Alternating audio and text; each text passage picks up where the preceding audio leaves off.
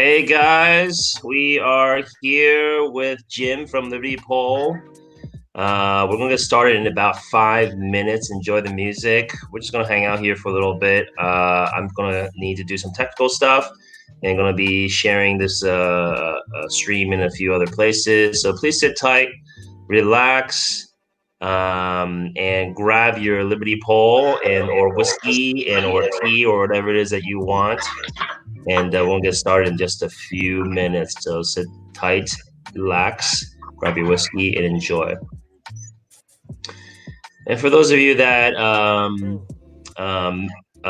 have to slip out or can't stay for the whole entire broadcast, this broadcast will be available later on the Whiskey Steward page, as well as it will be put on YouTube as well.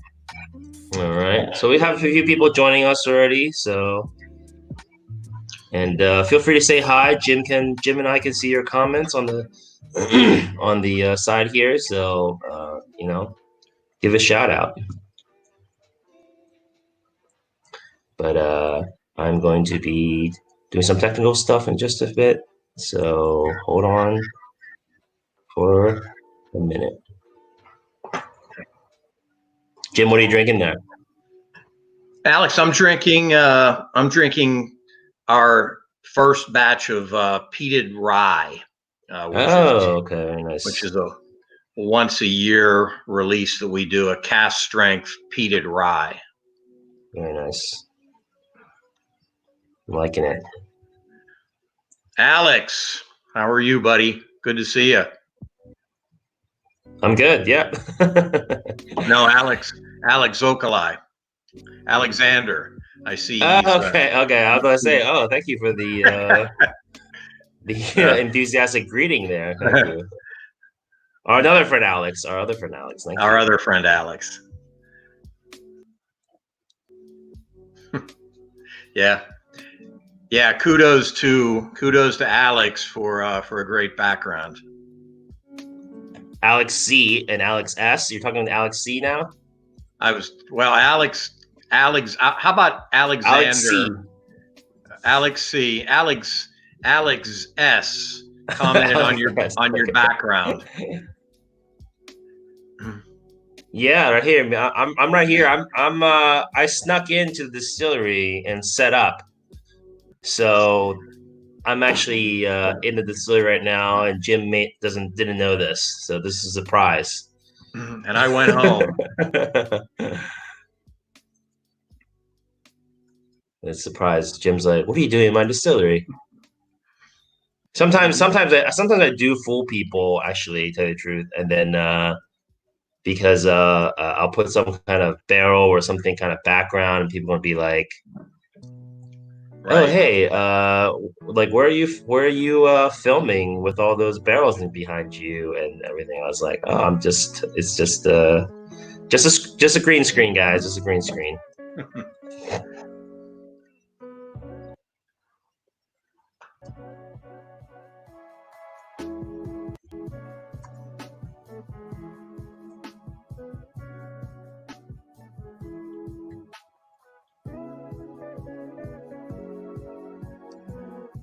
Hey, Stephen, how are you?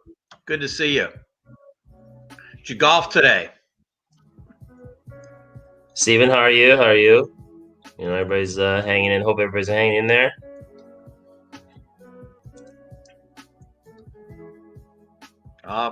Larry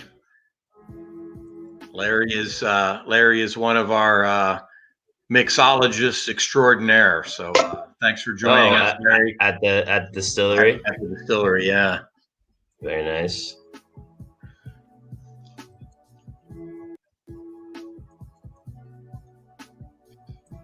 I'm also gonna share this, of course, on my Philadelphia Whiskey Society. And I was actually very happy because we're able to give PA craft distillers a platform to kind of talk about their whiskey, and we had Dad's Hat, and Jim, you were actually on with us for that Dad's Hat broadcast a couple weeks back. Yeah, no, Herman, we consider Herman a good friend. He's been a mentor and a resource, and Yeah. he's turned into a good friend. So I always try to follow if Herman's doing something. I like to support him. Yeah, Herman's a great guy, and they make great whiskey, Yeah, absolutely. and I think it's just I've kind of tried to make a little bit of a personal mission to kind of give craft distillers in Pennsylvania their time in the spotlight. That's it's much appreciated, Alex. Yeah, Very much. Yeah. and especially just even you guys out in like Western PA, like or I'm hoping to get to some other PA craft distillers, further away. But obviously, Pennsylvania is not just Philadelphia or Philadelphia region, right? So, even though that you're in Pennsylvania, so for people that don't know, it's still like a 5-6 hour drive from Pennsylvania from Right. Pittsburgh to Philadelphia. So even some Right. Philadelphians aren't familiar with the brand here, and I know some of my followers in Philadelphia bought some Liberty Yes. Pole Yeah. and had it shipped to them. So you guys are open for business, and I do want to stress that, and support local and buy local. If you're needing some great quality whiskey, go to the Liberty Pole website. You can order, pay, and they will ship to you in Pennsylvania. Yes, And we they will do. ship to you in Pennsylvania. Yep. Yep. Um, Hi, Lindsay. Thank you for the nice words there. Appreciate it. I Thank like you, this. Lindsay. Thank you. You like what? Hi, Charlie. I like the music too. That's You like the music? Okay. Yeah. All right. I was gonna say, do you want to keep it on, or do you want me to turn it off? Oh, you can turn it off whenever you're ready to start. Okay. All right. Hi, Belinda. Oh, hey, yeah, Belinda, how's it going? We're gonna start just in like in 2 seconds here, and share one more place.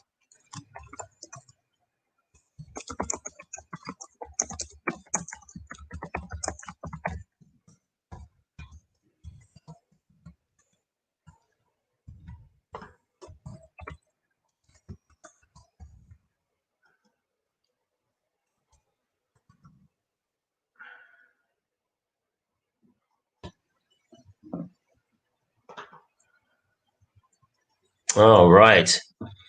So it looks like we have several people online here. It looks like we have about 20 some people here, and lively friends, family. Uh, as Michael Jackson said, just Pete it for the win. Yes. What a great quote by Michael Jackson. Thank you for sharing that. So yes, thanks everybody. We're here with Jim from Liberty Pole Spirits, making PA craft whiskey, bourbon, and rye. Delicious stuff. I came across it when I went to visit. Well, actually, no, when I came across it at the American Whiskey Convention first Right. in Philadelphia. And then when I went to visit Pittsburgh to teach a class, I went and visited the distillery along with our friends. Give a shout out to the Pittsburgh Whiskey Friends and my friend Alex S., who also shares the same name as me and Jim greeted earlier. And for those that don't know me, I am a whiskey educator and content creator. You can follow me on Facebook, The Whiskey Steward. Maybe you just joined the event, but we're going to be talking to a lot of PA craft distillers. I'm from Philadelphia. Okay. And so give us a like, support local. And we're going to be talking to a lot more PA craft distillers. And so if you're interested in seeing all that, please support my page at The Whiskey Steward on Facebook. Just search us and give us like. And so without further ado, I usually say, Jim, please tell us your journey. Tell us about how you got started with making whiskey. What did you do in a past life, and how did you get into all this? Tell us your story, my friend. Yeah. I don't have the classic story that my grandfather was a moonshiner. I was a hobbyist. I was a home brewer for a while. Uh, Yeah. Decided that I was halfway to making whiskey, which I enjoyed a lot more than beer, and thought it'd be fun to learn how to make it. So about at this point, it's about 15 years ago. I found a 10-gallon still, copper still, and I set out to learn how to distill. And it was just a hobby, and that was all I kind of ever intended it to be. And it was fun. I had fun teaching my sons how to distill, and eventually I reached the point in my other career where I really didn't want to work for the next 10 years doing what I was doing. I was too young to retire, but I was watching this craft whiskey, craft spirit industry, and kind of thought, well, I know how to make pretty good whiskey. That might be a fun industry to get into. And so we started putting a business plan together, and the more we looked at it, the more excited we got. And 4 years later, here we are. We're still in business. We're growing, and it's been the adventure of a lifetime. Nice, nice. So you started as a home brewer. Yes, yes, Yes, yes. And I see this kind of as a trend among a lot of craft distillers that they start off as home brewers and whatnot. Um, I mean, how helpful do you think it is to kind of start out as a home brewer, or have that kind of background? yeah. I think it's very helpful. Mashing and fermenting is essential to making good whiskey. And one thing you learn how to do as a home brewer, as a brewer in general, is master mashing and fermenting. And once you have that down, distilling is a logical next step. But yeah, I think it's I think it was really beneficial to me to have that kind of in my back pocket before we moved on to distilling. Gotcha. And so peated American whiskey, Yes, peated bourbon, peated rye. yes, Were you a peat fan, like a big peat fan? Like how, this yeah, isn't a very obviously a common recipe. It's very unique, yes. right? There may be only a handful of people in the United States that's doing this. How did you come up with this kind of recipe, this non-traditional Yeah, kind of recipe thing, right? yeah, Tell us no, behind it, that. it's a great story, and I owe it all to my wife Ellen, who, you Okay. um, when I was home distilling, I was making the whiskeys that I like. Rye whiskey, bourbon. My wife happens to be just a real hardcore Islay Scotch fan. She Really? loves peated scotches. As she calls it, the dirtier the better. So, I was making all these whiskeys that I like. So she said, "Well, why don't you make me a peated single malt?" And Okay. at the time, and I'm sure any other home brewers that are listening kind of share my pain in knowing that when you're brewing, you're buying your supplies and your grains from your local home brew store, and peated malt Yeah. is not a common grain for brewing. It is available, but my local homebrew store only had peated malt in like quarter-pound bags. And Okay. I kind of did the math on what it would take for me to do a 10-gallon batch of a peated single malt, and it was a little bit more costly than I thought it was probably worth. So Right. I said, well, maybe if I just get enough of the peated malt and add it to a bourbon mash, I could kind of get that peated essence that my wife was looking for and save a few bucks. And in the end, it was a home run, and that's really what prompted us to start the distillery. Just how unique that was, how good it was, how my friends were just flipping over how good it was and how unique it was, and that's why there's a Liberty Right. Pole Spirits today, actually. The success Yeah. of that as a home brew, as a home distilled version. Right. And then so it was kind of like just striking whiskey gold, and you're like everybody was like, oh my gosh, you struck whiskey gold. You should be bottling this and selling Yeah, it. exactly. My favorite story is I have a good friend who's British, and Yeah.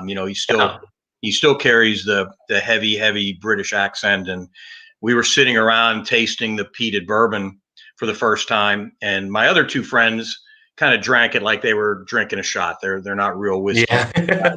but my friend Ian really took his time, and he was nosing it, and he was sipping it, and he was chewing it. And I'm thinking, oh, come on, Ian, give me a thumbs up or a thumbs down. And eventually he shot the glass back, what was left. He slammed the glass on the table, and he says, that's bloody fantastic. And kind of at that point, I said, wow, Ian likes this. This is a seriously good whiskey. We have to think about going legit. And Very nice. yeah, yeah. So yeah, so did you mention like what were you doing before what were you doing before the distilling starting full time as a distiller? And did you start just full time and just jumped into full time, or did you were you like started the distillery part time and got into it, etc.? Like the location you're at now, the location you're at now, were you there from day one, or were you at another location, etc.? No, where we're at is where we opened our doors 4 years ago Okay. in downtown Okay. Washington. We haven't moved. We've expanded. We've replaced our original brew equipment with what you have behind you. We Yeah. did that last summer, but I did not. One of the best pieces of advice I got from somebody who was already active in craft distilling was, don't quit your day job. So I took that advice to heart. I've been in the investment management field for almost 30 years. Okay. This is where the family, Liberty Pole is a 100% family owned and operated distillery. So Yeah. my Yeah. wife and I and my two sons, Rob and Kevin, and I think you met Rob and Kevin. Yep. Um, they're both Rob and Kevin and Ellen are all engineers, and Oh. that's one of the things that I've noticed in craft in general is that there's a lot of engineers that gravitate towards craft brewing and craft distilling. So when we started this distillery and it was getting realized we may have bitten off a little bit more than my wife and I could chew. That's when my sons, who were off on their own, kind of burgeoning engineering careers, kind of stepped up and said, "Hey, you need some help. We don't want Yeah. hiring anybody else. We want to come to work there." So they've been on board, almost since day one. They Yeah. handle all of the production processes now. So yeah. Well, yeah, and that's just like such a heartwarming story, kind of like, whole family coming together, with all this love and support from friends and family, opening up a distillery. I think that just sounds like a blessing. It really is. I mean, family dynamics are tricky sometimes, but in the end, we Yeah. all know that we love and support each other, and no matter what, we know we can Yeah. count on each other, and that's, especially in this business, that's super important. Yeah. So, the name, let's talk about the name Liberty Pole. To somebody that's not maybe from Western PA or not from PA at all, or maybe, from around the world, wherever, like what does Liberty Pole mean? Like, why is this your name? Like, how did you come up with this? What is it? What's the history behind it, Sure. etc.? Tell us more about that. So our brand is heavily, based on the Whiskey Rebellion. The Whiskey Yeah. Rebellion was the first kind of open insurrection in the brand new United States. It was in reaction to the excise tax placed on whiskey in 1791 by Alexander Hamilton, who we do hang his picture upside down in our tasting room. Okay. But liberty poles were a very common form of protest during colonial times in America. Liberty poles are simply poles that farmers and distillers and would erect along roads in town centers on their farms, when they would fly a banner from that pole that would talk about whatever they were protesting. Before we gained independence, liberty poles were used to protest British rule. Once we gained independence, the whiskey excise tax became a common form of use of liberty poles, and they would fly banners that said no excise tax on them, or death to traitors and excise tax. So we use that as our brand. It's really a nice connection to that time, and we like to say that the farmers of 1794 in Washington, Pennsylvania, liberty poles on their farms, and now every bottle of whiskey that leaves our distillery carries that same liberty pole on the label. Oh, very nice. And then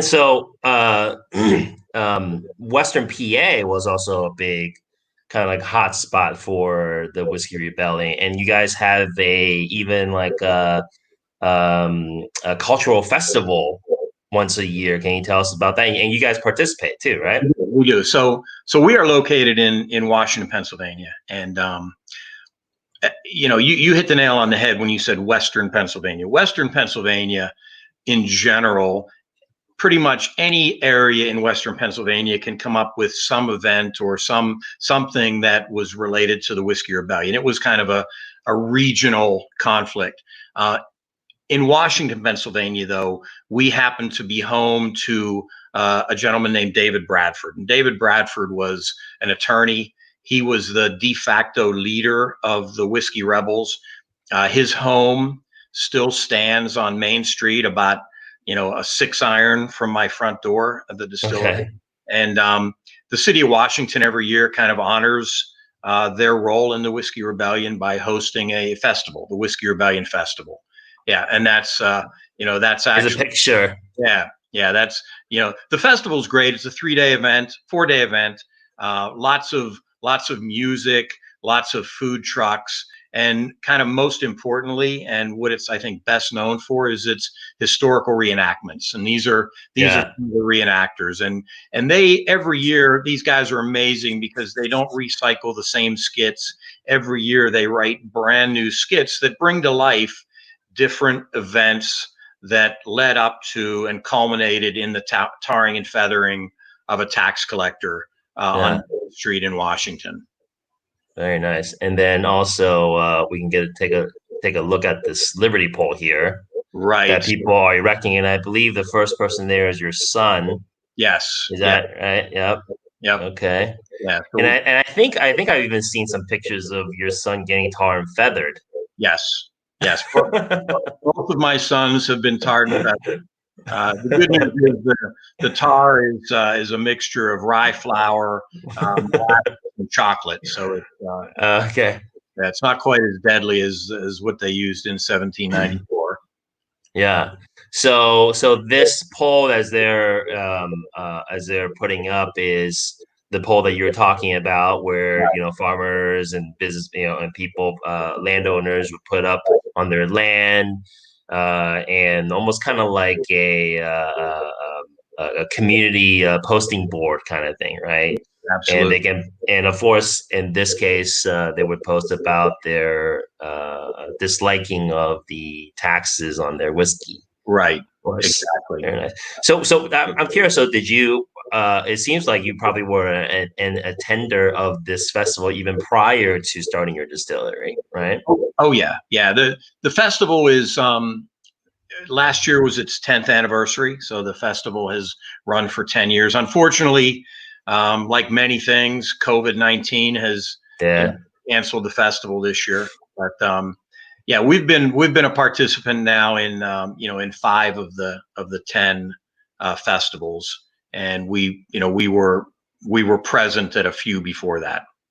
Very nice. And So such a rich history here, and very culturally Pennsylvania, right? And I think that's the kind of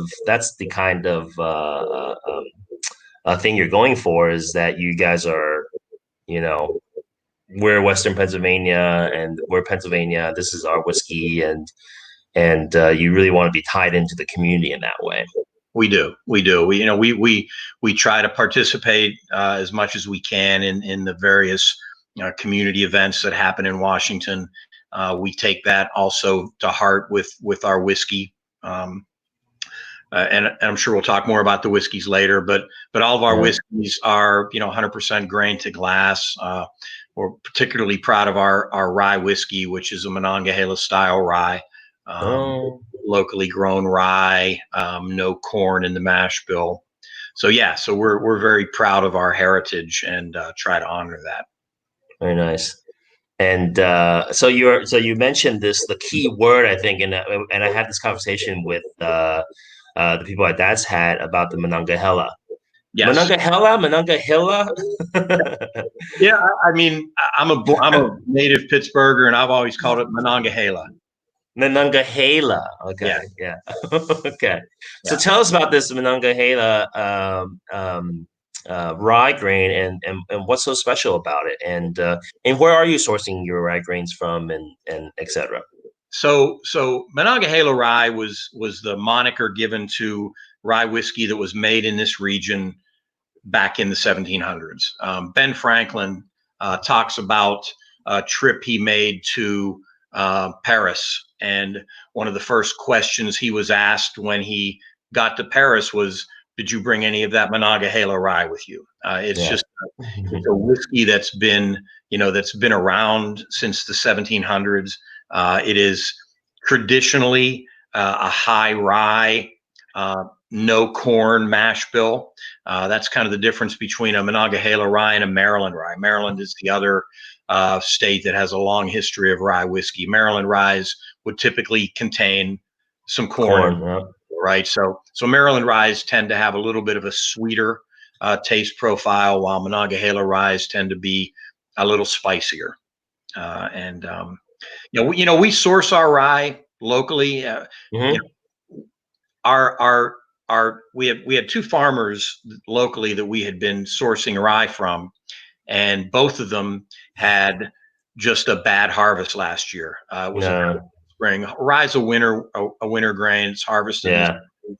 We had a very wet spring last year. So, and this goes back to, we talked earlier about Herman. Herman actually hooked me up with Nevada, his Nevada Meese, his rye farmer, and we took delivery of rye from Herman Mahalich's rye farmer, Nevada Meese, out Bucks County area. Okay. Very nice. Yeah. And then so for those of us that didn't join us for the Dad's Hat presentation last time, or the interview last time, we talked about this, and uh so you even mentioned that historically the Monongahela rye was just this kind of like, yeah, I don't even need to say rye or anything. All I need to say is just the Monongahela. It's almost kind of like saying, give me a Coke.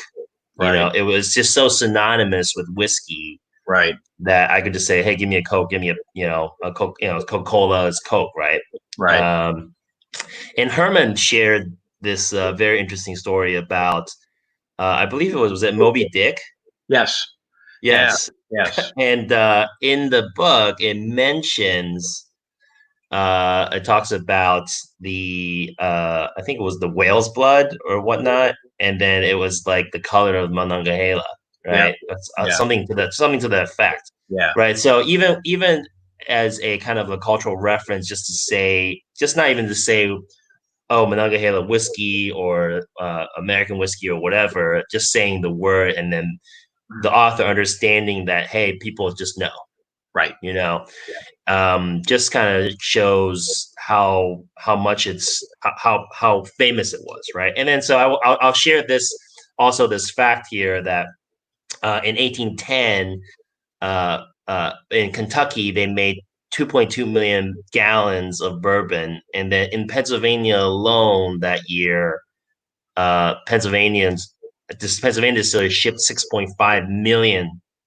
gallons of the Monongahela rye to people to, for people to drink. So rye whiskey really was a huge and big deal. Oh, It was the king of whiskeys even before bourbon. And then so as a Pennsylvanian, I grew up in Pennsylvania. I grew up in Lancaster, Pennsylvania, by the way.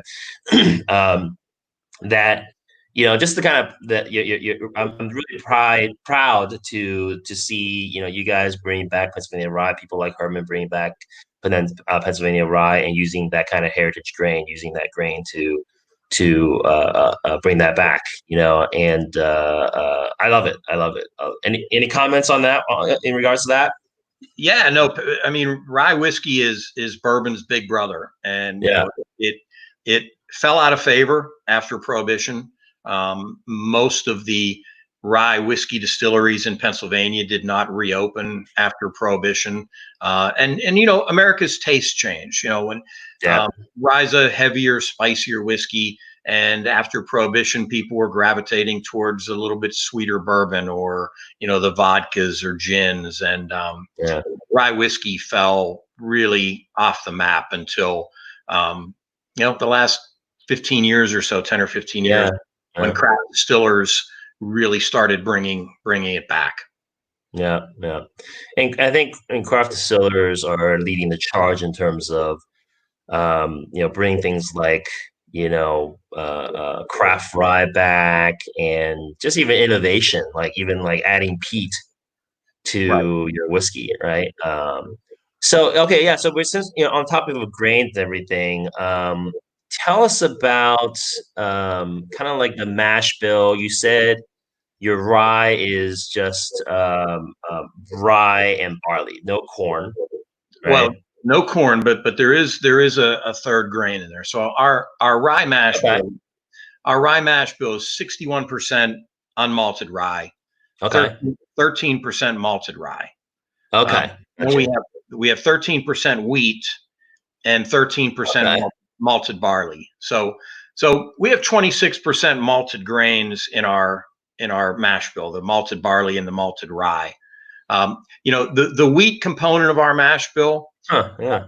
it it softens our rye up a little bit. A lot of people, when they come in for a taste, they look at the rye and say, no, I've had rye, I don't like it, it's too bold, it's too spicy.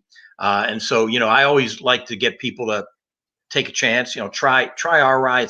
It's a little bit softer. It still has that pepperiness. It still has that Yeah. spiciness Character. Yeah. out of a rye, but it's not quite as spicy as a 95% MGP rye mash bill, for example. Yeah. Right. Right. Okay, so I didn't know that you guys added the wheat in there too. That's very interesting. So how did you? I'm curious. So did you play around with a bunch of different mash bills, and then because 13%, it's very specific, right? Right. So why not 12%, or why not 15%, or 20%? Like, how did you guys come up with this, equation, if you will? Yeah, honestly, Alex, all of our core whiskeys are peated bourbon, corn whiskey, rye whiskey. Those are our four Yeah. core whiskeys in our portfolio. They are all scaled up versions of mash bills that I was making in my 10-gallon backyard still. Yeah. And I did play with those in my backyard still. Yeah. How I arrived at 13% versus 15%. Um, yeah, it was probably based on how much wheat I could get one time, and it happened to be Yeah. 15%. So Yeah, yeah, because the numbers it seems to be very specific. right, right. And then okay, so let's talk about that's your rye mash bill. What about your bourbon? So our bourbon mash bill. So we use a corn varietal called Bloody Butcher corn, and Mm, Bloody Butcher is a it's a non-GMO heirloom, open pollinated corn. We're seeing that more and more, and again, craft distillers are using this because it just has a depth of flavor that is amazing. It's one of the things that really major distillers couldn't use Bloody Butcher corn. Yep, that's a great picture, because the yield. We have a local farmer who's about 40 minutes away from us, grows Bloody Butcher corn for us. His yield per acre is about half of what, maybe even less than half of what you would get with a field of GMO field corn, which most Kentucky bourbons are made with field corn. So it just has an incredible flavor, and we love that. And our mash bill for our bourbon is 57% Bloody Butcher corn. And man, I should have pulled this up, but it's got, I think we have about 20% malted barley, and then the rest of that is red winter wheat. So we add wheat again to our bourbon. So our bourbon is a wheated bourbon. Okay. So the wheat, is it the same style of wheat in your rye as well? Yes. Yeah. You can tell we like wheat. We like what wheat brings to the table when we when we add it to our mash bills. It just gives a little bit of a softness, we think, to all of our products. Yeah. So here's his corn. So it gets his name from the color, right? So it's Bloody Butcher, and it's a red corn. Deep red. Yeah. Yeah. Deep red. And you're right, and obviously I've had your whiskey, and I've had other distillery whiskeys that use the Bloody Butcher. And so you guys also did a collaboration with a few other distilleries. Since I just want to chime in some other craft distilleries here, because there are some other people that use Bloody Butcher, and it's a very, very unique whiskey. And you guys came together and blended your whiskeys to make a Pennsylvania blend, right? So I know Rob Castle at New Liberty makes a Bloody Butcher bourbon.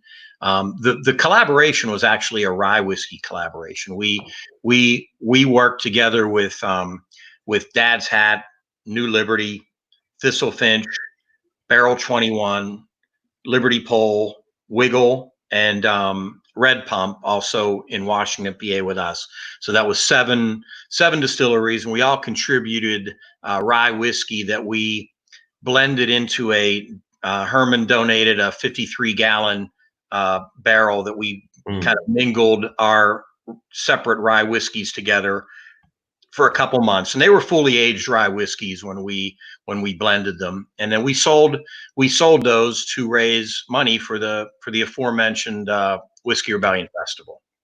Okay, it was a very successful fundraiser and a very good whiskey. Yeah, and I also actually our friend Belinda, I think, has a bottle of it. She was drinking the other day too.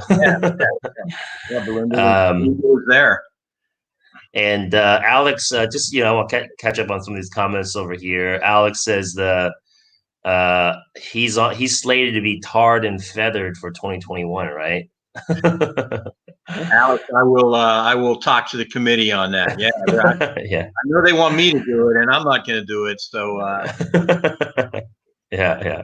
So if I can give them a substitute, that'd be great. Yeah. And so if you can share with us, because I'm sure a lot of people haven't been able to try a Bloody Butcher Bloody Butcher corn whiskey. Tell us about the kind of flavor profile or tasting notes that you get from it when you drink. And I'm sure you've had the New Liberty's Bloody Butcher whiskey for them too. They make a Bloody Butcher whiskey too, right. And it's very unique. It's not like your traditional, like you were saying, field corn. Very different profile, very unique, very special. Tell us, what you think of it, or what are your notes behind it? Yeah, the corn is definitely the star of the show in our Bloody Butcher corn. You really, it really makes its presence known. And to me, Bloody Butcher is just a very earthy, nutty corn. So I get some real earthiness and nuttiness and because it's a wheated bourbon, there's some really nice sweetness in the background. Yeah. Yeah. And of course your peated malt. And then so we'll talk about the peated malt a little bit. Where Right. are you getting your peated malt? And I think especially for so it's an interesting conversation because you have this conversation with people in Scotland or some whiskey makers there, and they typically look at their peat from a lowly peated, medium peated, and then highly peated. But I Right. think with whiskey nerds, they want to know things like, oh, what exactly is the ppm of this of a peated barley that you're using. Right. So we'll indulge and I'll ask the question in terms of what is the ppm here and where are you getting your malt from? Is it a Highland peat? Is it a Isla peat? Did you specify in terms of peating levels, or how did you come up with the peating levels, and etc.? So we source our peated malt from a maltster from Inverness. Mm-hmm. They're called they're named Baird, so Baird's malt, and we get their heavily peated malt. I believe it's around 70 ppm. Oh wow, okay. Very heavily peated malt. It's a Highlands malt. It's a Highlands peat. Okay, And Highland peat. Okay. as opposed to it, because the Islay peat never leaves Islay from what I've been able to ascertain. You can't get peated malt from Islay. So okay. we had a gentleman in the distillery, and he came over from Poland where he had written 5 or 6 books on Scotch. He was a Scotch expert, Oh and wow. he loved the peated bourbon. And he was the first person to ever kind of figure out, and just based on tasting, said, "This is not this is not Islay malt. Yeah. This is a Highland malt." And Yeah. yeah, you're right. And so we lack some of the the saltiness that you would get from the Islay malts, and it's maybe Yeah. earthy peat that we Yeah. get Yeah. from the Highlands. Yeah. So and then so so I'd also because you have a lot of whiskey drinkers that kind of try to that shy away from peat.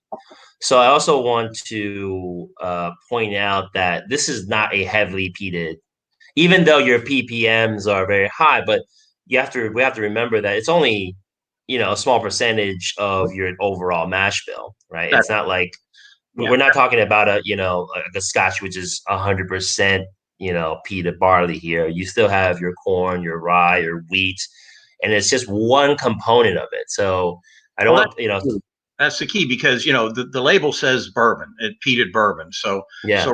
right off the bat, that standards of identity require that if it's bourbon, it's got to be at least 51% corn. So Yeah, yeah. the peated malt automatically is a smaller percentage than you would Yeah. get in a single malt. So Yeah. So it's a supporting role, and I would like to share my tasting notes on it. And as you mentioned with that writer, it is a drier peat. So with Isla peat, you tip so with some of the Isla whiskeys, I should say, they typically give this more of a medicinal kind of, maybe band-aids or something like that, which, I enjoy, and a lot of people do enjoy, but you're not really getting much of that in your whiskey at all, right? no, So we want to kind of demystify this. right. So the peat expresses itself in more of this kind of campfirey, BBQ-y kind of like roasted pork kind of kind of way, right? Yeah, I would, just for comparison, I would compare it more to a High West campfire type of Yeah. smokiness than to a Lefroy. Yes, absolutely. Yeah. The peat is there, but you hit the nail on the head. It's more of a campfirey Hmm. smokiness. Yeah, yeah, and I think it just really adds such a complexity and depth to your whiskey that obviously that other whiskeys that don't have peat will yours does. All right, and Adam here just says just opened and tried my first bottle of the peated bourbon tonight. What an amazing whiskey! Well done. Thank you. And Christian I'm, said, I'm glad you got it in time to taste it tonight. Perfect. yeah, yeah. And then Christian says you should make a single malt. It would be great. We're gonna let Christian has just started up a small distillery here in Western Pennsylvania called Lucky Sign Spirits, and I Oh, know really? Christian is very interested in single malts, and he's interested in peat. So Christian, I may leave that one for you to tackle. So let me ask you that then. Are there any plans to kind of expand your portfolio of different expressions and things like that? Can you go over, I know you mentioned this earlier. Can you go over again what all is in your portfolio of whiskeys? Sure, sure.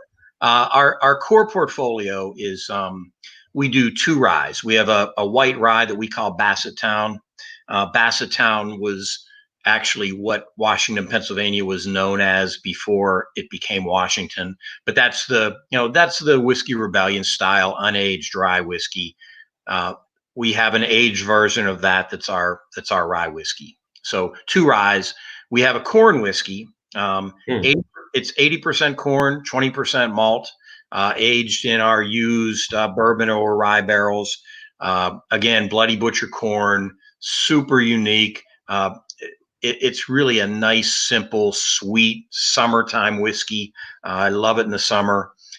We have our bourbon, again, Bloody Butcher wheated bourbon, and our peated bourbon. So those are our core whiskeys. We also do a bourbon cream liqueur. Hmm. Uh, Is that Similar. with the peated? Is that the peated bourbon cream No, liqueur? Okay. it's our regular bourbon that goes into our bourbon cream liqueur. Uh, Okay. Similar to a Bailey's or the Buffalo Trace bourbon cream. Yeah, Uh, yeah, yeah. but you asked if we do other. We do. I mean, we like to experiment. We release once a year, and that's what I'm drinking tonight. We do a peated rye that we release at cask strength. We loved our rye whiskey, we loved our peated bourbon, and we sort of thought, well, why not try to add the peat to the rye, and the results were Yeah. amazing. I mean, it's a spectacular whiskey, and I believe the Pittsburgh Whiskey Friends had a poll at the end of the year on their favorite release of 2019, and I think our peated bourbon was number one or two with Booker's. Yeah. So Wow. it was a really popular release, and we've got a straight version of that coming out this year. It'll be a Wow. 2-year-old peated rye. We have a mesquite rye that's aging. Uh, we do Oh. we do have a single. We have a couple single malts Oh, that we okay. have aging. So Christian, we do have a single malt. That one, Huh. that one is coming along slowly. So that's actually our oldest whiskey in the house right now. It's over 3 years old, but it's just not meeting our expectations yet. So we're just gonna keep it resting and see where it goes. But yeah, so we do like to play around when we have an opportunity in the schedule. We do have some ideas for, I would like to see us do some more higher proof releases, some more single barrel or Yeah. strength releases. I'd like to see us play with some barrel finishes, do some sherry or Ooh, some sort of. port. Yeah, exactly. Yeah, we're seeing a lot of distillers use like honey barrels, like actually, that previously held honey Right, right. in it. And those are, some of those are turning out to be pretty good. Yeah. And I was actually lucky enough, I believe, to try the rye before it was actually released. Just a Yeah, little sample. Yeah, yes, just a little sample. So I didn't really get a chance to try the finished product. right. So I'm sure it probably matured and rounded out and was even better. But even just from what I tried, it was really good. It was really delicious. Yeah. And I, that peat and rye just kind of married together, just very well. And there was this rye spice and smokiness that and the strength of the spirit and the whiskey was all of it was very complementary to each other, and I really enjoyed it because um, even when I'm drinking Isla whiskey, I like to drink higher proof Isla whiskey because I feel like I don't want the peat to kind of overpower the actual distillate. Right. And so I like to drink like, your cask strength or your higher proof, like Lafroig 10-year cask strength, so I can get that big whiskey and peat. And I think, and so what you did there did that. It was big bold whiskey, rye whiskey with that peat and smoke there. And I think it really did well together. Yeah. Two really strong, flavorful grains that instead of fighting each other, they just Yeah. work really well together. Yeah, yeah. And let me see here. Somebody says the corn whiskey is very good. So is the bourbon cream. Love the bourbon cream. Yummy. Which of your bottlings would you recommend for someone who knows nothing of bourbon? Hmm. Um, well, Maybe Mike, your bourbon or your corn yeah, whiskey, right? yeah. I mean, I'm a big believer, and again, we're Pennsylvania, we're Monongahela rye country. Uh, I would, if your heart's not set on trying a bourbon, I would almost recommend the rye, specifically because our bourbon is unavailable right now. Okay. It'll be back on the shelf in the next month or so. But the rye whiskey is just it's a great introduction to Pennsylvania whiskey. All right, our friend Laird from Delaware says present. Donna says sounds delightful. Um, Let me see here. Watch Yinzer Bartender on YouTube for a great recipe with the bourbon cream. Oh yeah, We did thin mint milkshake with it. it was um, yeah, That knocked sounds pretty good. even Thin knocked mint it out of the milkshake. park. Yeah, yeah. Wow. Okay. So Larry says drinking peated rye by the fire. Uh, yeah, it says bourbon queen, bourbon cream.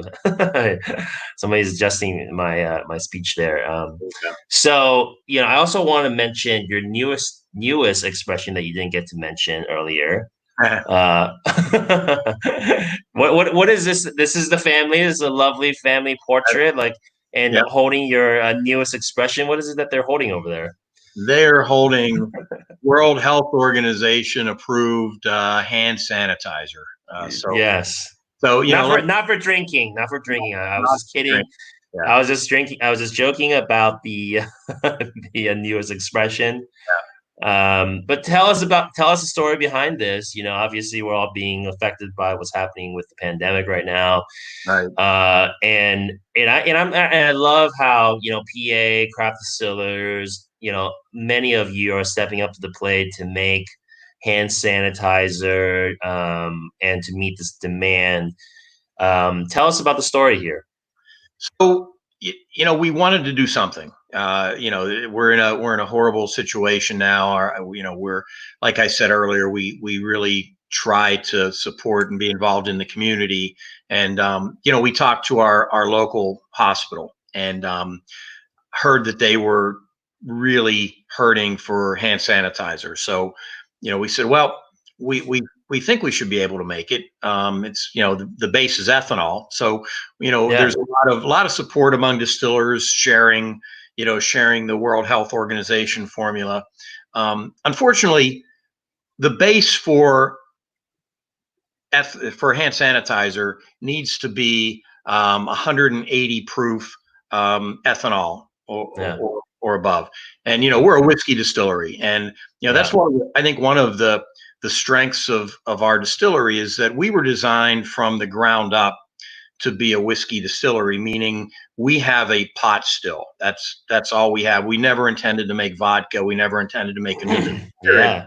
So our pot still is clearly not designed to efficiently make 180 proof spirit. But that said, you can do it, but it's just it It's, takes it takes time. yeah, it takes time. It takes we had to increase the amount of grain in our mash bill. We tried to up the amount of ethanol or alcohol that we produce during fermentation. We had to triple distill. That third distillation is what we needed to get that proof up to where it needed to be. Rob and Kevin, they had to babysit the still pretty much all night one night on that third distillation to get the final product.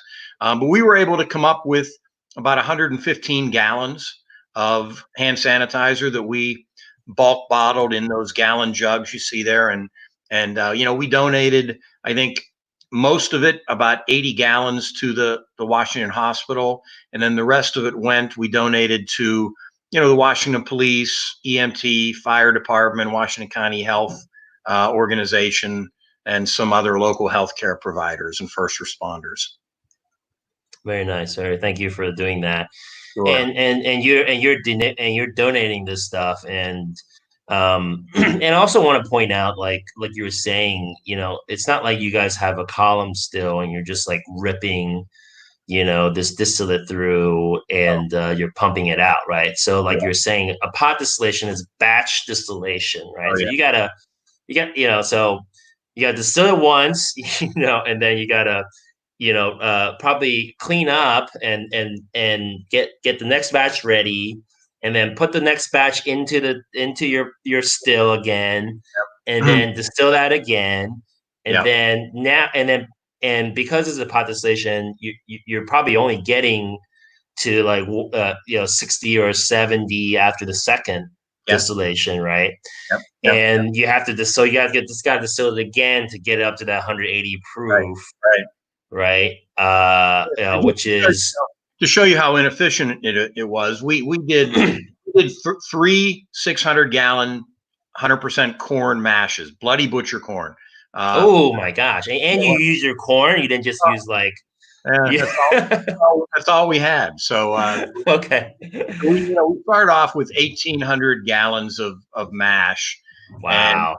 And we ended up, like I said, with about 115 gallons of hand sanitizer. So that's the inefficiencies there, and how low our yield was on that starting. But I see Alexander made a comment. He was in, and we did run out the tails from that third distillation, and we then ran that back through the still as a queen share. So so that is something that we put into barrels, and we're gonna have a queen share COVID-19 corn whiskey in a few years.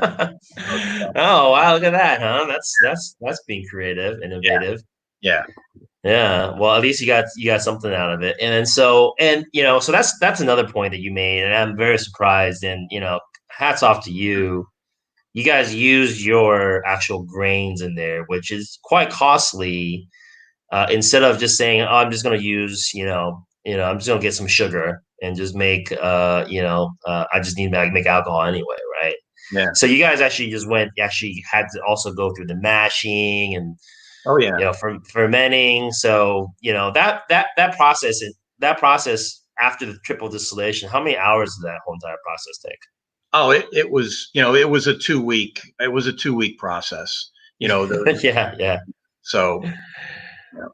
Yeah. So I just want to stress that to the viewers. It's not distillers aren't just like, I'm going to make hand sanitizer and voila, here's our hand sanitizer. It's actually quite troublesome, if you will, to make hand sanitizer up to 180 proof with the equipment that you guys have and everything. So again, kudos to you guys. So since we're on the topic of the whole COVID-19 thing, how are you guys, faring in this kind of climate? I know that the PLCB, we're in Pennsylvania, PLCB controlled, liquor controlled, uh, regulated, and they've relaxed some rules and allowed you guys to do some things here to help, and I think that's great. How are you guys faring? Like, how are you guys adjusting to the rules? How has sales changed? You guys obviously aren't doing tours anymore, or visiting at the distillery anymore. Your distillery is off limits now for tours, right? Correct. Correct. Right. So how have you guys been able? How have you guys adjusted and kind of changed your routine during all this, and also stay viable? Yeah. Well, as as troublesome as the state store shutdown was for consumers, it was very good for in-state distillers because Yeah. we suddenly became the only game in town. So Yeah. we had a 3 week period there where we turned into basically Amazon. We were Yeah. we were a fulfillment center. We were packing and shipping boxes on a daily basis, and we went through. That's why our bourbon is unavailable right now. We Yeah. through our bourbon. We had to bottle more rye, more peated bourbon. So it was a very good month, and I feel bad saying that because the service industry in general has been crushed. We did fine in that month because we were the only game in town. That said, Yeah. now that the state stores have started that slow opening, Yeah. we've seen a real drop, and I think the next 2 to 3 to 4 months are going to be very challenging here because we're not going to be able to have our tasting room sales, Yeah. Yeah. not be able to do our tours. We have a really active cocktail program. We're very busy on the weekends with people coming in for cocktails, and that's going to go away. And the state stores are going to be getting a lot of the consumers back. So, I think the next couple months are going to be challenging, but we feel that we're in a good position, and we're taking this opportunity to hopefully sit on some of our whiskey that otherwise we may have had to think about bottling. And we're very close, and by the end of this year, like, across our core portfolio, everything we have will become a straight whiskey. Everything we have will be 2 years and above, which for a 4-year-old craft distillery, that's a pretty good accomplishment, and we're looking forward to that. Yeah, yeah. And so with, craft distillers, like you're saying, with your cocktail program, the distillery visits and the cocktail program, PLC, Pennsylvania craft distillers are able to, essentially operate as like a bar with their own whiskey and whatnot, right? With the products that they make. And so that's also been a challenge, I think, and will be an ongoing challenge, as you mentioned, for craft distillers, because that is a big source of income for you guys, Sure. right? So, Even people just even go Alex, ahead. when we move into green and we're able to open up the tasting room, we're going to be operating under capacity constraints. Yeah, We've already started planning to move out. When we opened up, you've been in our tasting room. It's a pretty yeah, small little tasting room, and we have a couple community tables where we encourage people to sit down with strangers and get to know each other over a cocktail. And it's been amazing watching that over 4 years. People that didn't know each other come in, and there you go, and they'll exchange business cards and phone numbers and become friends just because they shared a table in our tasting room. Um, yeah, that's that's not going to work, we don't think, yeah, post COVID world. So we've already started making plans to put those tables in storage, and we're bringing in standing high tops so that yeah, people can kind of make sure that they socially distance themselves. yeah, yeah, Uh, yeah. Whatever comfort level they need, we'll have the ability to let them do that. Yeah, yeah, yeah. Yeah, and then I think so. I think, just with this whole pandemic, there's going to be definitely some, permanent changes, I think, to the craft distillery scene, and as well as how craft distilleries operate. And, you touched on some of those things in terms of just even adjusting your seating area. Right. and and I applaud you for, essentially, getting ahead of the curve and thinking about that, right? Because you got to think about how you're going to do this, post COVID-19, right? Oh yeah. Yeah. And whether it's masking up, having staff mask up, or like using your temperature guns to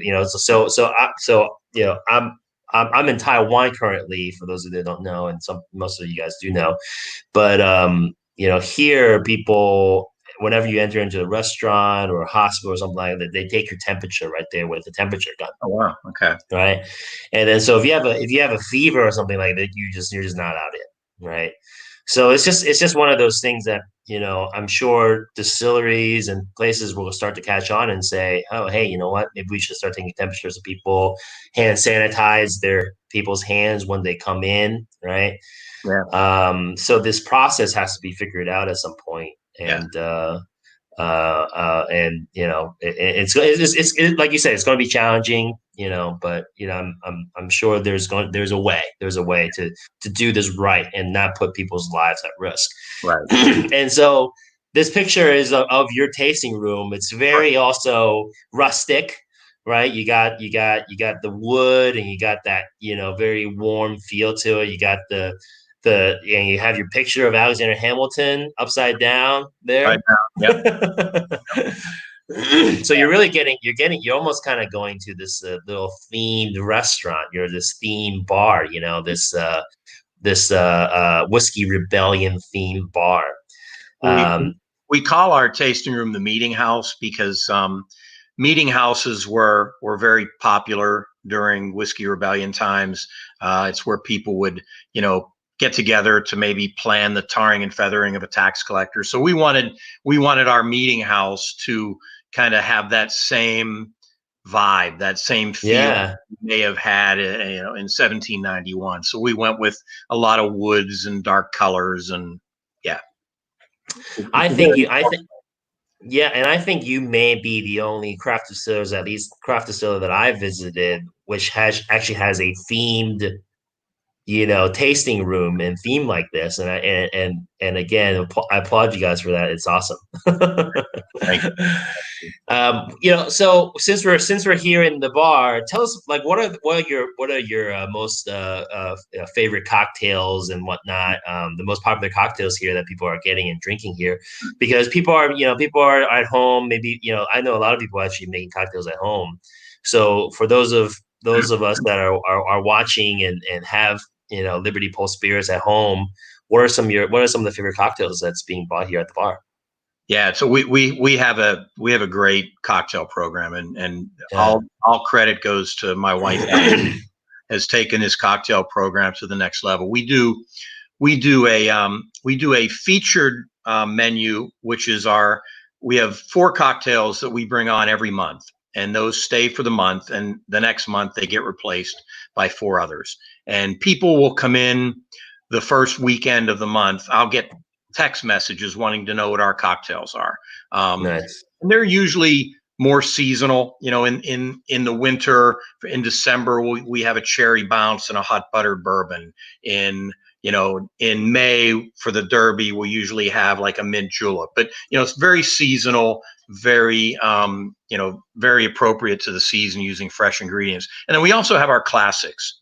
Our classic cocktails are available year round: Manhattan, Sazerac, Old Fashioned. The Old Fashioned is month to month to month the best seller. It is, far and away the most popular cocktail we have. We're doing a YouTube and social media series during the quarantine that we Okay. call Housebound Happy Hour, and Okay.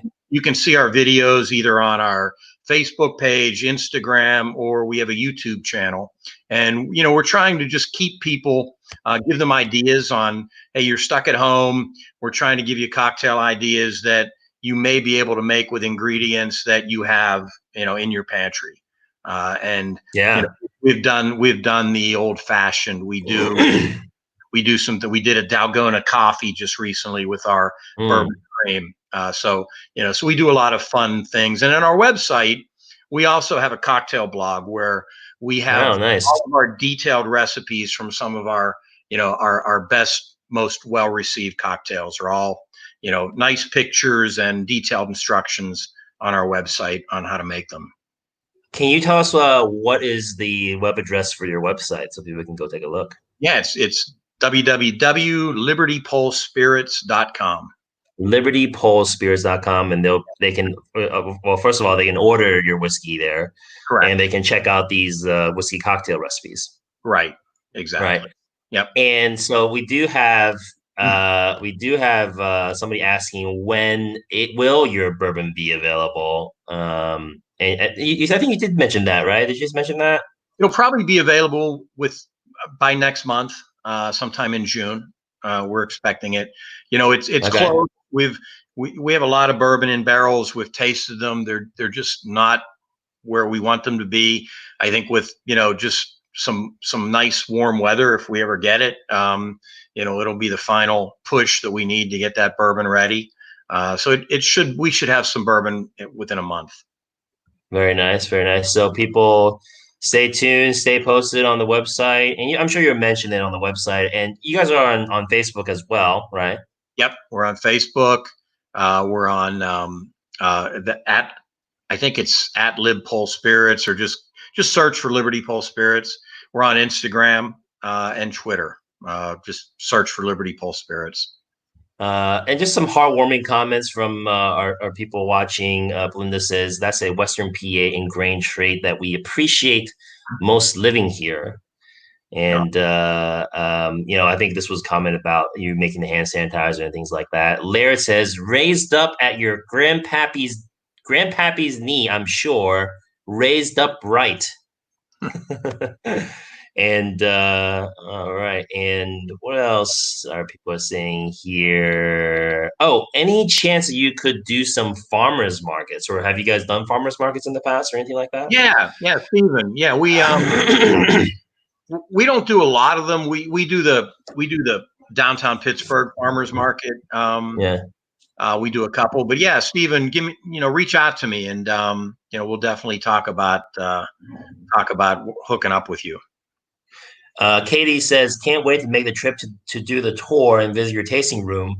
Excuse me, when things are open back up. Jason says, my favorite cocktail is, Colin peated bourbon in glass. I love it. Yes. That's a great cocktail. I like that. Easy to make. Yeah. Donna says only a 5-hour drive. The back porch is awesome. My wife loved the grapefruit sour. I guess those are your cocktails. Some kind of cocktails there. Some of our featured cocktail. The back porch is a cocktail. It's a take on an old fashioned where we use our peated bourbon with an orange liqueur. Okay. It's awesome. Yeah. Gotcha. And then Larry says your rye old fashioned or corn old fashioned, I think, are the popular ones there. Yep. Larry also says it's a bit of a haul, but I'm due out Western PA sometime soonish. Larry's in Delaware, COVID permitting, new destination added. So hopefully we'll get some of us East Pennsylvania, Eastern Pennsylvanians to go out west to see you guys, right? Maybe I'll charter a bus. Maybe I'll charter a bus of Eastern, and then we'll make a day of it. There's Wiggle over there as well. There's a couple other. I think is there a Maggie's Farm? Is that over there? Oh, yeah. Maggie's Farm is a great a great distillery. They're in Pittsburgh. They're primarily rum.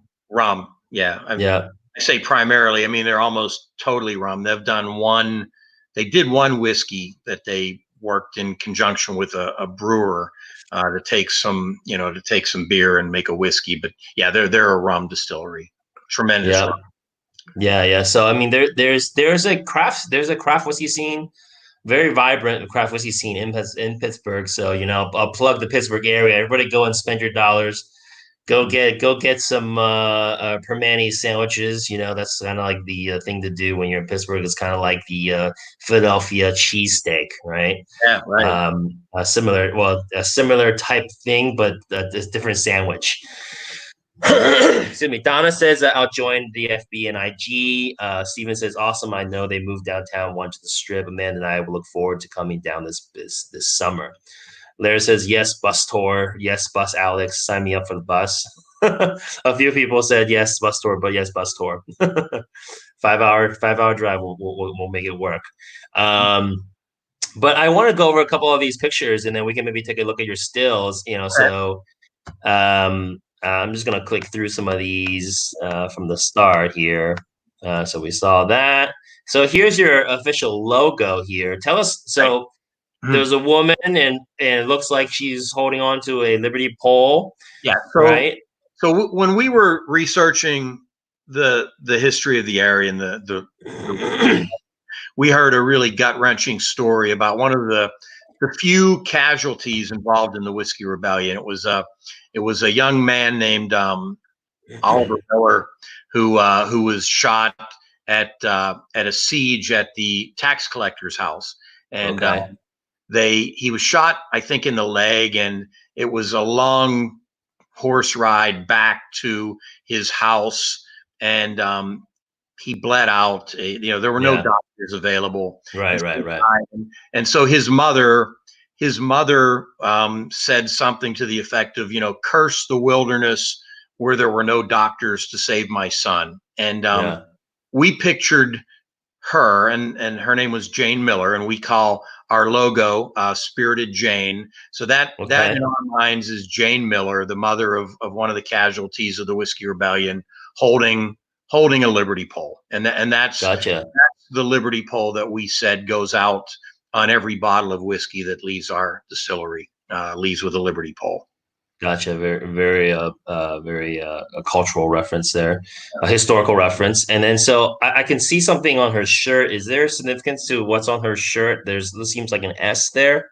Yeah. So, and that's also in the spirits, in the Liberty pole spirits below. Back during colonial times, there were a lot of secret societies, and this is one that we imagine the Whiskey Rebellion protesters may have had a little secret society that they formed and belonged to protect themselves from the feds arresting them for protesting the tax on whiskey. Let me plug something in here. Sorry about that. Mm-hmm. Go ahead. Yeah, so that's just SS, secret society.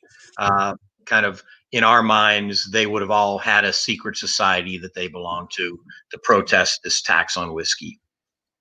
Gotcha. Okay, so and who designed this? Did you hand draw this, or somebody in your family hand draw this? No, we actually had a designer from out your way. Actually, in I believe Still Pond, Maryland. Her name is Lottie Bowie. And she did a fantastic job in coming up with our logo and our branding. Very nice. All right, so there's definitely some hidden meanings and whatnot here in this. I did not know about this. So this woman's name is Jane Miller. Jane Miller. Yep. Jane Miller. Okay, we'll have to remember that one. Okay, great. And so here, this is the background that I'm using, and this talk about beautiful equipment, right? It looks shiny new here, and you guys just got this stuff last summer, you said. Right. When we started in May of 2016, we started with a 300-gallon system. We doubled our capacity in 2020 to this 600-gallon system. So what you're seeing here are 3 600-gallon fermenters, 600-gallon pot still, and then up the steps on the ramp leading back is our 600-gallon mash tun. Okay, gotcha. Okay, so it's one big mash tun, right? One big mash tun, yeah, 600. Gotcha. Yeah. Wow. Okay, and then so the still on your right. Yes. Who designed that still? Where does it come from? What's the story behind that still? The shape and everything. Yeah, so that still was designed and built for us by a company out of Victoria, British Columbia called Specific Mechanical. They've been in business a long time. They started off building brewing equipment. They have gotten into building stills and distillation equipment in the last 10 years or so. Actually, Rob Castle from New Liberty Yeah. has a specific mechanical still, and we got glowing reviews of them when we reached out to Rob. And the head design that you see on the Yeah. they specifically designed that to our specifications because that matches the still and the head shape, the helmet shape that we had on our original 300-gallon still. We wanted to double our production. Yeah. We didn't want to change the flavor profile that we were getting. So we were really adamant that we find somebody that could give us that same basic shape, but in a larger, in a larger diameter and a larger product. And then, so your original still, which was much smaller, was that also from the same people or different? No, our original still came from a small shop in Etna, Maine, called Trident, Oh, uh, okay. Trident Stills, and yeah, so the original still was very much that shape and design, and we really liked the whiskey that we got out of it. Now, if you notice, it's a short, squat still and Yeah. a Yeah. short, squat head. We don't have the long, tall swan neck Yeah. helmet on there. And the reason for that is, you know, these short, squat stills and heads produce, a more viscous whiskey, Yeah. maybe slightly oily whiskey, and we really Yeah. like that. And Yeah. that was something that we wanted to keep going with our new equipment. Yep, yep. Less reflux, more That, viscosity, more full yeah, bodied, yeah, right? yeah. And Um, I don't know if we have a picture even of our line arm, but our line arm is slightly descending, which also adds okay. viscosity in our final product. All Uh, right. I think we do have a picture later on. So yeah, so this is awesome. So you guys just, went from your 300 gallon capacity to now 600 gallon capacity, right? right, right. Right. And the still is definitely unique and very handsome. If also It is. might I add, Thank you. Thank you. very handsome equipment here. Thank you. And all right, so we saw this earlier. Okay, so here we have some casks. Here's and they are our canine friend That's Murphy. here. He's Murphy is He's security. He's security. he's like a 48 straight month winner of our employee of the month. Uh, he keeps winning that award. Yeah. Yeah. Yeah. But so those are some of our 53-gallon barrels. Yeah. When we switched, when we upsized, when we went from a 300 to a 600-gallon system, we moved exclusively into 53-gallon barrels. So we have been filling 53-gallon barrels since July of 2019, and that was a kind of a calculated risk for us in that Yeah. those are going to take longer for us to pull whiskey from. But we felt that we had sufficient quantities of whiskey in 25 and 30-gallon barrels to get us through the 2 to 3 year period that it'll take to get Yeah. these 53-gallon barrels ready. Yep. Yep. Yeah. So And so these are 53 gallons. these are 53s. Yep. These are 53s, and under the careful watch of the employee of the month. Right. Exactly. All right, and this is the red bloody butcher corn. A close up of this. Is this your new still or your old still? That's our new still. That's our new still. Gotcha. Even have the logo there on the glass They did a there. really nice laser etching of our logo Yeah, glass. yeah. And it's funny because I've had some conversations with a few spirits, and Dad's had and these craft distillers they started 10 years ago, almost 10 years ago, and back then these craft distillers weren't even getting the time of day Oh yeah. from still makers, right? Right. But it seemed like to me, they even, they made you what you wanted. They even gave you laser etching on here. It seems like it's a different time today than it was back then, Yeah. No, it's supply will always catch up to demand. If there's a demand, people will build the capacity to support it, and that's happened Yeah. with equipment and barrels too. When we started, barrels were a very difficult thing to get. We Oh, okay. we had an 8-month wait for our first barrel delivery. Uh, Okay. yeah. What do we have here? What's this picture? So those are our grain silos. Okay. Those are outdoor storage. So the big silo in the back is 1,000 bushel Oh, corn silo. So that's where our Bloody Butcher corn stays, and the front silo is a 700 bushel silo, and that's where we keep our rye no, gotcha. So this is on grounds. This on is property. yeah, It's on right property. Oh, okay. right behind the distillery. Very nice, and got a nice night shot there with the moon Yeah, and everything there. yeah, Yeah. yeah. New make.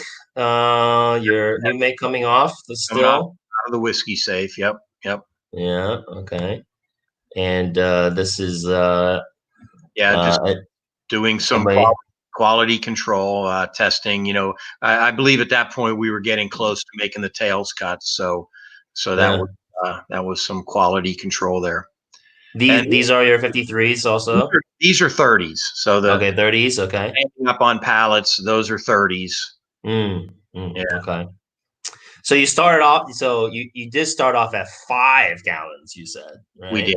We did. We started off in 2016 in 5-gallon barrels, and we quickly realized that wasn't a sustainable business model. Yeah. Yeah. 5-gallon barrels are very expensive for Yeah. volume that they store, and so we've been methodically working towards getting to these 53-gallon barrels, and we finally kind of decided to go both feet in last year, Yeah. 2019. And this is something that craft distillers have to deal with, and a lot of people might not realize. Just even deciding in terms of weighing the costs and how each cask affects the whiskey and all that stuff. And like you were saying, your 5 or 10 gallon cask, relative to a 53 gallon cask, it's not really the cost difference is not that it's not that far off. No, So you're paying yeah, you're paying maybe roughly the same for a 30 gallon 30 gallons 20 or 30 some gallon barrel versus a 53 gallon barrel, and you have less space to put your whiskey, which is also yep. it has financial effects, You're right? It's a financial thing, yeah, right?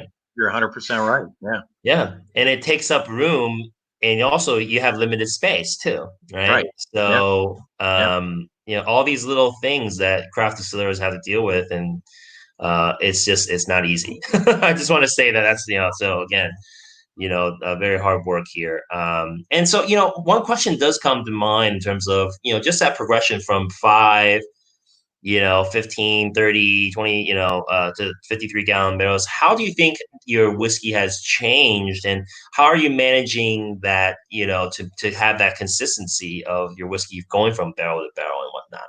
Yeah, that's a great question. And on the one hand, um, I, I'm glad we did the progression, because it allowed us as distillers to kind of have an accelerated learning curve. Hmm. If we had started from day one putting whiskey into 53-gallon barrels, we might now just be tasting our first batch. Yeah, yeah, yeah. So having these smaller barrels really gave us a quicker feedback loop, and so we were able to adjust our cuts and different things. As far as your question, what are we doing in regards to these larger barrels? We are definitely adjusting our cut points. If we know back when we were still filling 30s and maybe the occasional 53s, we would widen our cuts for whiskey that we knew we were going to put into 53s, because those flavors that you get out of the tails, you need a little bit more time for them to really mature, and you get that in a larger barrel. So you can go a little bit deeper into the tails with some wider cuts in a bigger barrel. Gotcha. So a lot of whiskey houses, obviously, in terms of batching and blending. Like, how much time are you guys spending in terms of like, oh, I'm gonna have these barrels and whatnot to make my blend, or is it just more of an afterthought? Or Oh, no. It's a critical part of what we do. yeah, We have, and we call it internally. It's our, we know what Liberty Pole whiskey should taste. We know what our Liberty Pole rye. yeah, We know what our Liberty Pole bourbon is. And when you're dealing with a small craft distiller, yeah. we may only have 8 barrels that are ready to bottle, and somehow have to find the right blend of those 8 barrels Yeah. give us our taste profile. And one day we may decide that these 3 barrels, when blended together, that's what that gives us our objective. Another blending, it might be 2 barrels. One, it might be 5 barrels. It all depends on kind of what we do when we taste them. We'll bring up samples from each barrel, and we'll taste them just to determine if that individual barrel is ready to go. And if it's ready to go, then we start the process of combining other barrels to get that unique Liberty Pole flavor profile. And in a craft distillery, we're not going to hit it every time exactly. Unlike Jack, right? Jack Daniels, you can have a So bottle much. of your grandfather's Jack, and you can buy a bottle today, and it's going to be exactly the same. One of the neat things about craft distillers is that batch to batch, you may have slight change in the flavor. We want to minimize that as much as we can. But that's one of the cool things about craft whiskey is that you're gonna experience some slight maybe changes from batch to batch. Some small variances, and that makes every batch special. Exactly. And so you guys, so that you guys are also taking a lot of time just to kind of come out with the batch and blending. So it's a lot of tedious work, and I always want to showcase that to listeners here is that we're not. It's not just, well, I'm gonna take these barrels, I'm just gonna dump them all in here and then call it a day. There's a lot of work that goes into just even creating that profile you want. That is the blending is the part of the process that amazed me the most. Kind of doing it since we've started. It is a very, very, very important part of what we do. And And it's not talked about as much. That's why and recognized for the art behind it, and the work it takes doing that. There's a lot of work to doing that. In Scotland, the master blender is probably more revered than the master distiller. It's definitely true in Japan too. Definitely true, more so in Japan even. So definitely that's a piece here. What are we looking at here? We got that's our control panel. So that's that's one of the nice things about this expansion is we were able to put cooling jackets on our fermenters and maintain temperature control of the fermentations. So those are the 3 digital displays on the bottom of the screen. Those are the 3 fermenters. We try to keep those fermentations under 80 degrees. Fermentation is an exothermic process. So in our old 300-gallon system, we did not have them jacketed. So summer fermentations were a challenge because they could get away from you. So with a 600-gallon system, we realized we needed to be able to control that temperature. So that's what those are. We can set a set point on there, and If the temperature rises above that, the cooling liquid starts to flow, and and keeps that temperature under control. The top digital display is our mash tun temperature, and that's very important. Gotcha. We're trying to hit certain temperatures for different grain. Grain in times. We want to hit a certain strike temperature for adding corn or malted barley. Yeah. Uh, Yeah. Yeah. it's very important to be able to track that.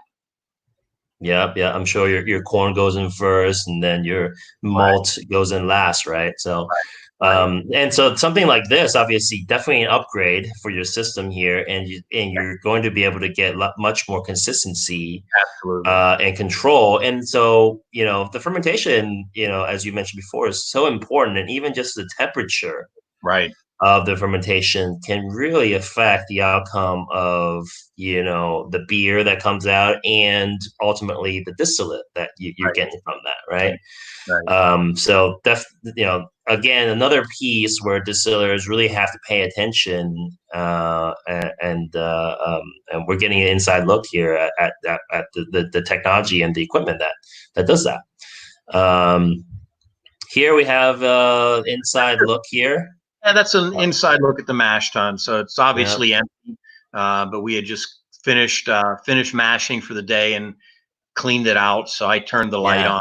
You can see there's a big paddle at the bottom. So yeah. so that agitates the mash. We do everything grain in. So we mash, grain in. We do grain in fermentation and grain in distillation. So agitation is very important part of the process, so that Gotcha. those grains in motion. Tell our viewers, like, when you say grain in, what do you mean by that? Yeah, the grain is part of the process. So obviously the first step in making whiskey or beer is mashing, right? So mash Hmm. simply the cooking of grains and water in heat to produce starches, to leach the starches out of the grain, and ultimately to convert them into sugar through the Hmm. addition of malted grains. And this is where kind of American whiskey deviates from beer or Scotch whiskey. American whiskeys are typically then fermented on the grain, meaning that once we achieve that saccharification, we create those sugars, we pump Hmm. that entire mash, including all the grain, into the fermenter and add the yeast. Where in Scotland, to make Scotch, they will typically get rid of that grain. They'll have a false bottom on their mash tun where they Yeah, will separate the wash from the grain, and they will ferment just the wash, which is the yeah, grain free, and they will ferment and distill the wash minus the grain. In American whiskey, we feel that the longer the grain stays a part of that process, the more yeah, flavor it imparts into the whiskey. And so yeah, American whiskeys are very much often grain in through the whole process. yeah, yeah. And I think, when we talk about your whiskey, it's very grain forward, so you're really getting all those grains talking to you, and you can really experience those flavor notes from the grains as they were meant to be experienced. Right. Right. Uh, um, and next one here is a fermentation happening right now, right? This Fermentation. looks like, There's a yeah. there's a big grain. So what happens, with grain in fermentations? A lot of times early in the fermentation, the grains will form a cake layer on top, and this was a rye mash. So you can get a 4 to 6 inch layer of rye grain Hmm. that kind of forms at the top of your fermentation. Um, Hmm. Later on the fermentation, that will drop, but this was fairly early in the process, so that grain layer is kind of risen to the top. But that's a rye mash fermentation going on there. How long are you typically fermenting for? We ferment for 6 days, so we do a, Okay. we do a long fermentation. Yeah. We Yeah. we like we like the flavors that form during those secondary fermentations. At this point, we have a lot of wild yeast living in the distillery, and Yeah, yeah. we get a nice fermentation initially with, we use an ale yeast, but Ale East, okay. yeah, but using leaving it in there for 6 days, lots of really nice flavors develop. Secondary fermentations happen over the primary fermentation is really done in 48, Yeah. 72 hours. But we really like to leave them in there a little bit longer. Gotcha. So, yeah, that's a long fermentation. You guys use a typical ale yeast, you said, or Yes, is yeah. there a specific strain that you guys researched and found and did a lot of work to secure kind of thing, or is there a story behind that, or The story again goes back to my home distilling days. I did yeah, experiment with a number of yeast, and I really just liked the flavor of the ale yeast would give us. It's not a real high. It doesn't produce an incredible amount of ethanol at the end of the yeah, fermentation. We get 7 to 8% ABV at the end of our fermentation. But it's a really flavorful beer we produce, which makes a great whiskey. actually, so my other question was in terms of the starch conversions. Are you guys using any kind of additional enzymes or anything like that, or just letting the malt go to work? We do use some additional enzymes. When we started, we didn't. Hmm. We were we were saying, with the farmers of the Whiskey Rebellion didn't have enzymes, and so for the first year or so, we just and that's one of the reasons why, if you look at our mash bills, Yeah, we're very high malted. yeah, All of our mash bills. And we did that because, our intent was not to use additional enzymes, but, practicality and efficiency yeah. uh, ended up winning the day, especially with rye. Rye is a very, very difficult grain to Mm, work. yeah, yeah, And absolutely. Yeah. our lives are just so much easier by using some enzymes to Gotcha. to help with that process. The old saying is that rye whiskey is made from distiller tears, because it, it is very, very difficult to work with. Yeah, Times you're weeping into the mash there. are very, very helpful to us. Okay. And there's nothing wrong, with using enzymes. I think, it's just a matter of, like you were saying, efficiency and things like that. And this, but even like, your a decision to, so was it 6 day fermentation from the get-go, or has it changed, or No, that was from the get go. That was from the get. okay. That was from the get Yeah. go. We Yeah. just and we sized our distillery based on the fact that we knew we wanted to do 6 day fermentation. So we built our production schedule, Oh, figuring okay. 3 fermenters each doing a 6 day fermentation really worked Yeah. well with a 5 day work week. Yeah. We mash 3 days a week. We do stripping 3 days a week plus 1 day for a spirit run. And then we have a day to do cleaning and barreling. So really works well for a 5 day work week for us. Very nice. Very nice. All right. What other? So here's some And additional pictures that you show the cast. 30-gallon barrels in the rack. Yeah, 30 gallons. All right. Yep. And those are more 53s. 53s are on the side. 153s. Yeah. Yeah. So, so you guys, so when did these 53s get started getting filled again? You said. We started filling them exclusively in July of 2019, but we Hmm. had been filling them occasionally prior to that. So we probably have a dozen or so 53s that are older than July of 2019, and we're going to start folding that. They'll start to be ready here over the next 8 to 12 months. We'll have Yeah. some. And have you been? I'm sure you've been tasting these, a little bit. And how is it coming out? You feel pretty good about it?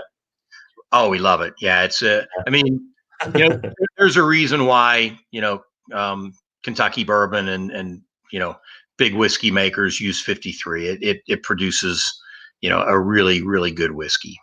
Yeah. Yeah. I'm sure.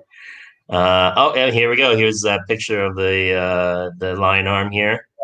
Yeah, and it's kind of hard to see in this angle, but we do have a slightly descending line arm again, which Okay. is you know which is good for for a viscous style of whiskey, which is what we're trying to produce. It lets those heavier oils flow down rather than fall back into the pot if they reflux on an upward line arm. So Yeah. the down sloping line arm just gives them an easier path to make it into the final product. Yeah. And normally you guys are doing double distillations, right? Yeah. So we double distill. Yeah. Okay. All right. Well, I guess that's the last picture that you sent to me here, and pretty much we're almost we're pretty much right on time, 10:39, and usually when we end the show.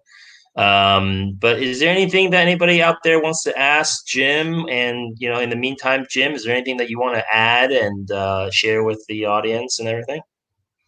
Well, just wanted to thank everybody for tuning in. Thank everybody for their support. Like I said, you guys have been great, and the Pennsylvania consumers have been great to us, especially over the shutdown of the fine wine and good spirit store. We hope that if you tried us for the first time because the state stores were closed, that you liked what you got, and that you'll consider coming back and being a customer for the long term. And Yeah. yeah, I mean, I think I mentioned, we have some interesting products coming down the line. Our peated rye, keep an eye out for that. That's due out here in the summer. We do a spiced whiskey at the holidays that is phenomenal. It's made with our aged rye, and we soak cinnamon, orange peel, and allspice, and have some brown sugar, and it's basically an old fashioned in a bottle, and it's a holiday old fashioned. It's amazing. Hmm. Maybe you can make some eggnog or something like Yeah, Liberty Bowl eggnog. Was it Alex S says F yeah, long fermentation. And he says, I think it's amazing you do a 6-day ferment when in the industry a 4-day ferment is considered long. And yeah, and that's also a quality decision, right? So I will make a quick comment about that. Obviously time is money in the distilling game, right? Alex. So a distiller making that decision to ferment for an extra 2-3 days, the man hours, the time that goes into it, and the processes and getting all that done. It's also a financial a cost there, right? Expense. Alex, But I've talked about that to a lot of people, and that that's one of the beauty of being a small family-owned distillery is that we don't have an accounting department pushing us to empty those fermenters and fill them up again, right? We can decide that we don't want to rush those fermentations through. We want to yeah, really develop over 6 days. And no, that was a great point. Yeah. yeah, and just these little decisions. It's I think throughout this interview we touch on just these things about that a lot of people maybe don't think about, the blending process, the casks you guys use, the mash bill, the fermentation, all this stuff are just little decisions that contribute to the quality of a whiskey, and they're conscious decisions that cost and are expensive, and the distiller has to make these decisions whether they want to be they want to just make money and cut corners, or they want to do things right. And Jim, I think you guys are doing great things there. I think you guys are doing it right there. And it's just been a pleasure to just talk to you about whiskey and all this stuff, and it's just a great time. Alex, thanks for having me. Thanks for all you do to support all of Pennsylvania distillers. I know we all appreciate it. Yep. Thank you very much. Larry says much appreciated and good presentation. Jason says we appreciate you and we support you. John says thanks, Jim. See you soon. Adam from Philadelphia, thanks for taking the time to chat. You got a long-term customer. Alan says, well done. Thanks all. Yes, love the spice last year. Alex has a quote here. They don't afford to be different. They dare to be different. That should be a kind of like a, Yeah. the tagline. The spice that Mrs. Ho, Hugh, right? I'm sorry, Jim, Hoff. huh? Hoff, sorry. Yep. Jim Hoff blended was amazing. Thanks, Jim. See you soon. I cannot wait to visit you under normal circumstances once again. I will be in next week to pick up something, anything. We miss coming there. Looking forward to seeing Liberty Pole this summer. Whiskey Rebellion may have been canceled, but we're still on for a fermented adventure. Oh, Rich. that's Rich Shane. Rich Shane. There we go. Hey, Rich. How you been, Rich? Yeah. Linda, hope to see you soon.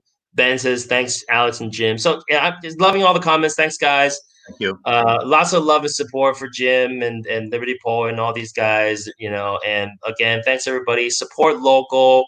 These are trying times for craft distillers, and the next couple of months are definitely going to be, craft distiller, Pennsylvania craft distillers are going to be meeting a lot of new different challenges, and so we need everybody's support here. We want to keep, supporting local. We want to support Pennsylvania spirits and Pennsylvania distilling.